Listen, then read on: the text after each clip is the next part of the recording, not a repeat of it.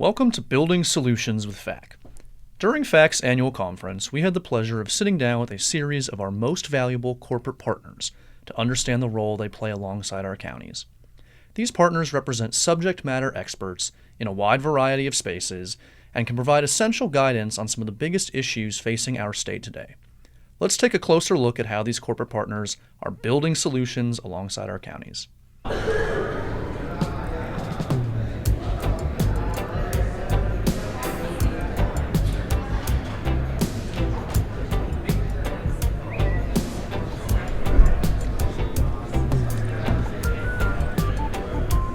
Good people of Florida, my name is Jared Grigas, and I am live from Florida Association of Counties annual conference in sunny Orlando, Florida. Today I am joined by one of our Platinum corporate partners, IEM. I have got Mr. Dave Andrews here, Mr. Gary Scrance, and Miss Michelle Jones with me here. And they're here to talk to us a little bit about IEM and their role with the counties. So we are going to go ahead and kick it off. Thanks for being here, guys. Thank you. Thank you. Well, I'll just get right into it. Why don't you tell us a little bit about what IEM is? Sure, absolutely. Thanks, Jared. We want to thank Florida Association of Counties. We've been a proud Platinum corporate partner with FAC for, I think, going on 3 years now. So IEM's been in business since 1985. We're celebrating our 38th anniversary this year. Congratulations. Focusing exclusively on emergency management. One of the few firms out there that does it. So we're proud to be here and support Florida counties with their emergency management needs. We appreciate you guys. Well, let's zero in a little bit here. Take me through a little bit how you guys fit in with the counties, more specifically. I think the biggest part is going to be back to the emergency management theme, the all-inclusive total solution approach of before, during, and after an emergency event, a disaster. Florida is prone to hurricanes. I've noticed. Exactly. So is Louisiana, where I live. But those types of things, after FEMA gets involved, we help the counties to maximize, expedite, and retain federal grant dollars through FEMA. Well, this is really important work, obviously, so we appreciate you guys, and you certainly picked the right place for it, obviously.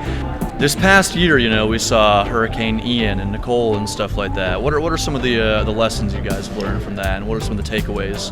I'm going to go to Michelle Jones, who works in our state and local response and recovery and has the most hands-on experience with that piece. So, Michelle?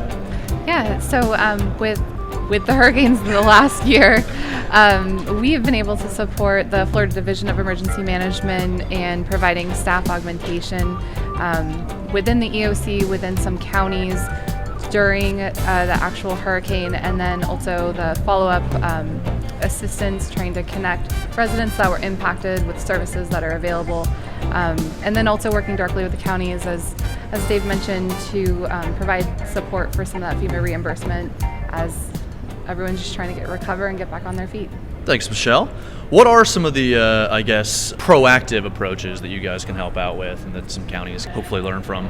Sure. So my side gig at IEM is that I am still the Director of State and Local Preparedness, and the most recent work that our team has been doing here in Florida has been continuity of operations planning, which we assisted Sarasota County in updating their COOP plan. We also assisted the city of Clearwater, and then the other project that we have currently ongoing is we're working on a threat hazard identification and risk assessment for Jacksonville. I think it's not just the city, but the Jacksonville area, and so we assist people with planning. We've done a little bit of training work here in Florida as well recently, and then where they ask us to, we'll come in and help them run an exercise to test the quality of their plans, the validity of the training that they've had, and help prepare them for the next actual response that they have to deal with. Thank you, Gary. Now, Michelle, I'm going to single you out here for a second. As I understand it, you have a history as a county emergency management director. Take me through that a little bit and kind of what are some of the lessons you learned there?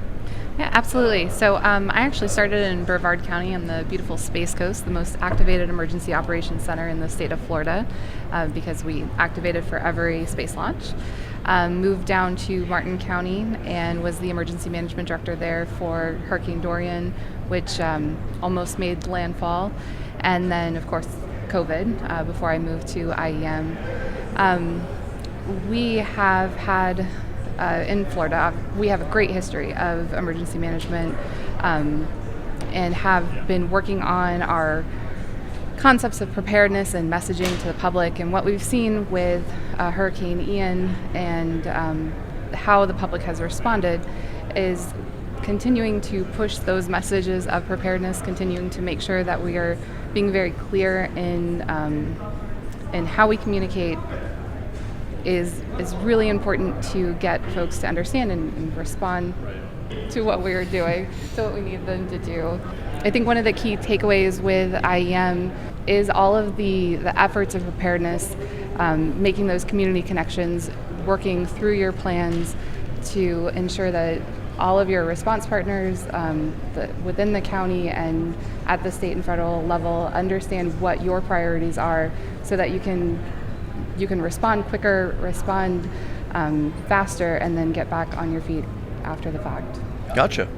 Well, as we wrap up, if each of you could just share kind of one thing that I guess our membership and the counties at large should know about you guys and your mission. Sure. I think one piece is that we are a listed vendor with the state term contract, so it's a easier procurement vehicle if they need immediate help and they're looking for a contract vehicle. That's huge, especially with the nature of this sort of stuff. Exactly, because usually when it happens, there's an immediate need. The procurement process sometimes could take months, where if they go through the state term contract and utilize it properly, it's a more efficient, timely method to procure the services that they might need. Right, no time for red tape. Exactly. So if I can build a little bit on what Michelle said. By all means. One of the things that I think everybody learned this past couple of years, people were planning for the events that they get most often, right? Well, unfortunately, any event that people get most often the last couple years was compounded by the fact that there was a COVID pandemic going on at the same time. And people hadn't really planned for two major disasters being in progress. So, yeah, I think certainly we would want to get a message across to everybody that they need to be thinking past what they've traditionally thought of.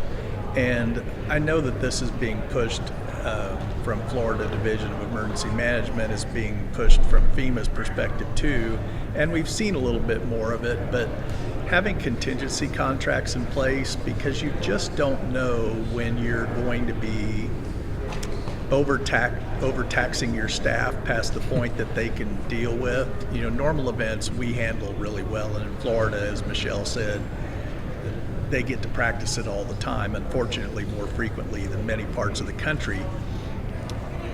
But there's a point at which you need to provide some relief, and having a contract in place ahead of time for counties that don't, for response support, if you need people to come in and relieve your EOC staff for a little while they get back on their feet, they take care of their families, whatever, and then you can bring them back in and let your contractor go. Same thing applies on the recovery end,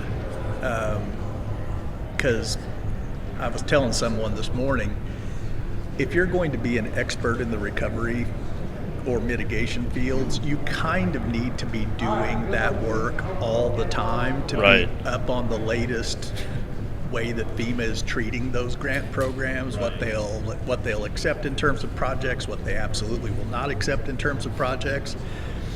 And so having pre-vetted some contractor support of that type and having that available on an as-needed basis, I think is something that we're certainly seeing more and more communities do, but there are still some who have not done it. And then the same thing if you're going to do something like that, you might as well pre-vet people to provide preparedness support to your county. What we found the most during COVID was the demands on local emergency managers and state emergency managers in terms of plan updates and stuff like that did not decrease at all. What did decrease was the availability of their staff, who would normally have been perfectly capable of handling those Sure. sorts of things, to be able to handle those things because they were in the middle of response. And that response just kept going on and kept going on. Right, fighting a war on two fronts almost. Right. So we were brought in a lot of cases to do regular plan updates for people that still needed to get done, still needed to be there to serve the community with updated plans. And, being able to reach to people for that and just having that in your hip pocket. And then the one other thing I guess that I'd maybe add that there's been a little bit of emphasis on is crisis communications. And at least in part, I think that's due to the fact that there's just been so much turnover.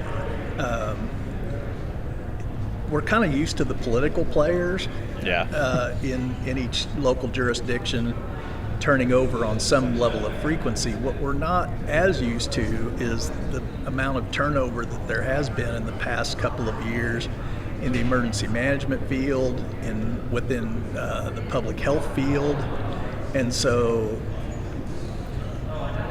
it takes them a while to get up to speed. Even if they're coming from somewhere else, they still need to get used to what the game is in their jurisdiction. Right, they're practically starting from scratch. So. And so in some cases, consulting firms like ours are the continuity in a community if we have a long-term relationship with them. So That's huge. I think what's important, Jared, if I could add to what Gary said, is Florida leads the nation at the county level for having pre-disaster contracts for debris removal, debris monitoring. Almost every county, if not all counties, have those pre-disaster contracts. Having a pre-disaster contract in place for both preparing for in advance of an event will help you with the response piece, but certainly having a pre-event contract in place for the recovery ultimately will serve you better and help you to retain a lot of those federal funds. And I would add, as an organization, fantastic. We look for really wonderful people who have local experience that are able to continue to help us push all these different programs forward.